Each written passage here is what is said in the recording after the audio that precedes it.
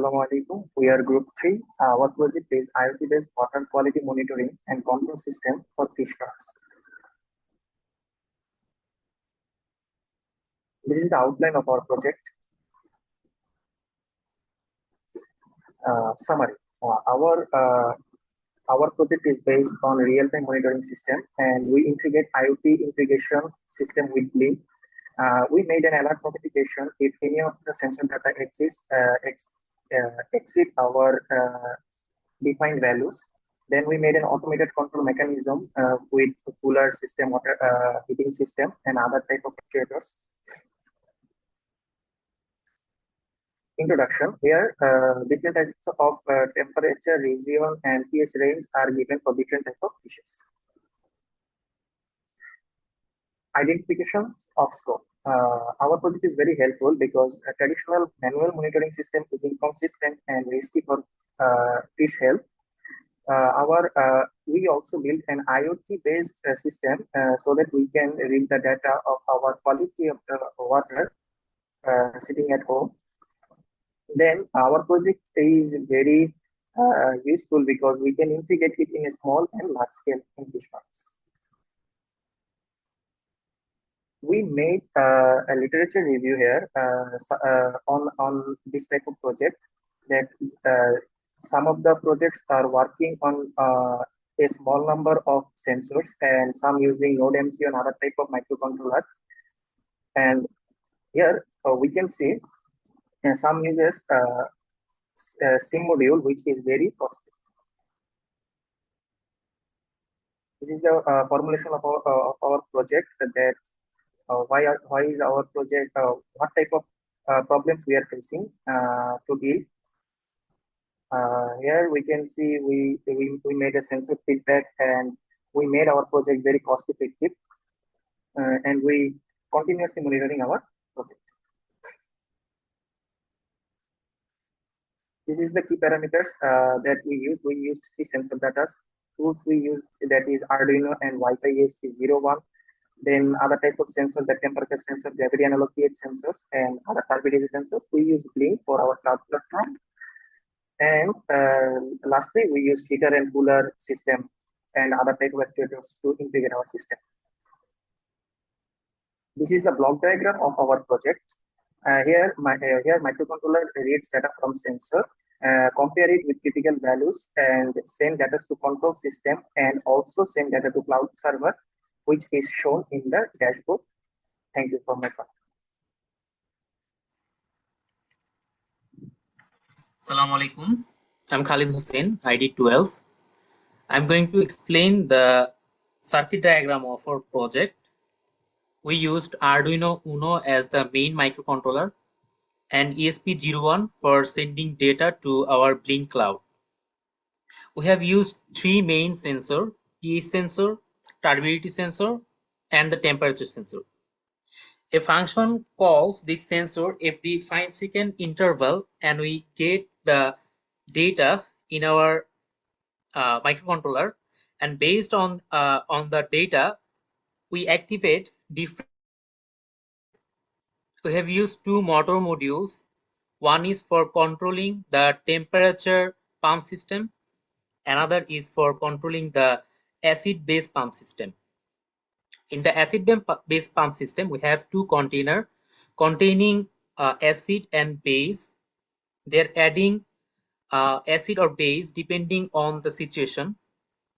And in the temperature pump system, we have 2 Peltier modules that is used. One is used for cooling purpose and another is for warming purpose. We have 2 relay to control the Peltier module. The whole system is powered up by a 12-volt battery, and a buck converter is used to convert 12 volt to 6 volt to power up all the modules we have used.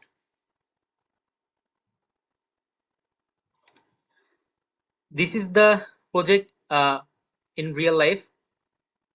Thank you. Hello, my name is Shomik Shah, ID 11. I will be starting with the sensor calibration part. For temperature sensor, we have used the DS18B20 sensor, which is factory calibrated, so we do not need any manual calibration. As we can see, it can measure temperature ranging from -55 to 125 degrees centigrade. For the turbidity sensor, we put the turbidity sensor in the fresh water and read the analog value as 800. Then we map this value to 0% so that we get the turbidity percentage with respect to the freshwater values. For the demonstration purpose, we choose the turbidity threshold as 30%. So any abnormal turbidity will show a alert message that the water should be changed. This is the turbidity calibration graph. For pH sensor, we have used three buffer solution of pH 4.01, pH 6.86, and pH 9.18. We put the sensor in this solution and get the voltages. By getting those voltages, we then calibrated the equations for the pH. Here we can see the pH calibration graph.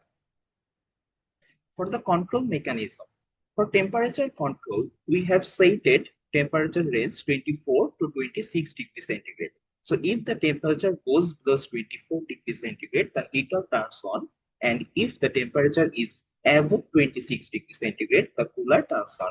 And in both cases, a alert message is sent to the user. For pH control mechanism, we have set the range 6.5 to 8.5.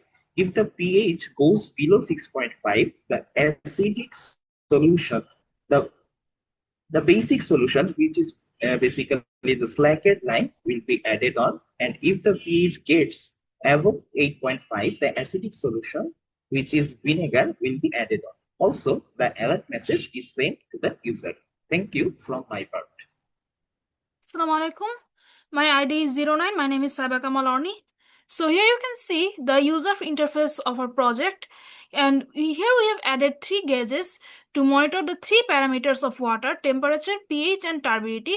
As you can see, we have also enabled the tracking of the historical data of the parameters we're monitoring.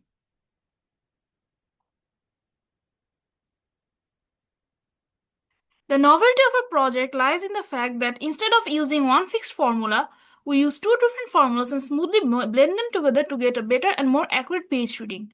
We also send alerts only when truly needed by checking pH, temperature, and turbidity. This helps avoid false warnings.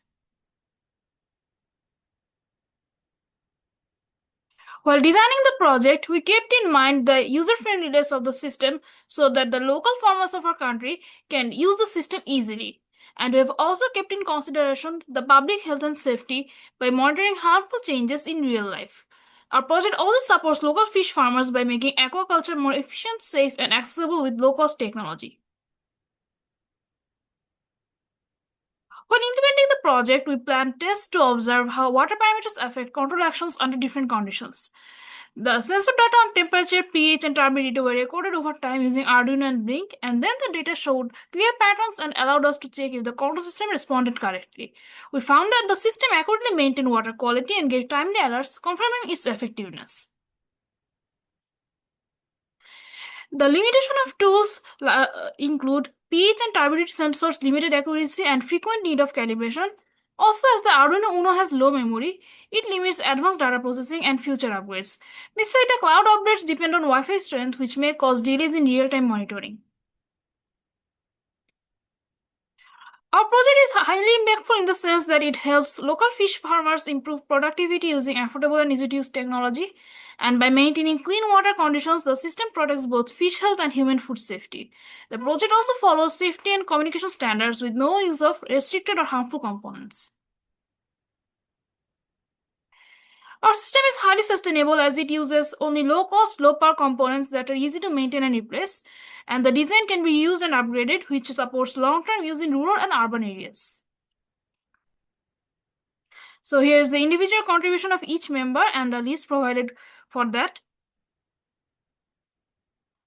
The mode of teamwork was both online and offline, as the coding part of the whole project was done remotely from home, and the hardware implementation was done together in the lab. Here's the logbook of the project with our activities performed. Here's the GitLab link of our project. Here's the bill of materials of the total project to create one prototype. As you can see that the whole project for one prototype, it cost only 4,995 taka. Here's the timeline of project implementation. In future, we plan to add a dissolved oxygen sensor to improve water quality and fish health. We also aim to integrate an automatic fish feeding system that operates based on real-time schedule or fish activity. This will make the system more complete and fully autonomous for smart fish farming. And here's the relevant references that we can use in the project, and that's all from us. Thank you.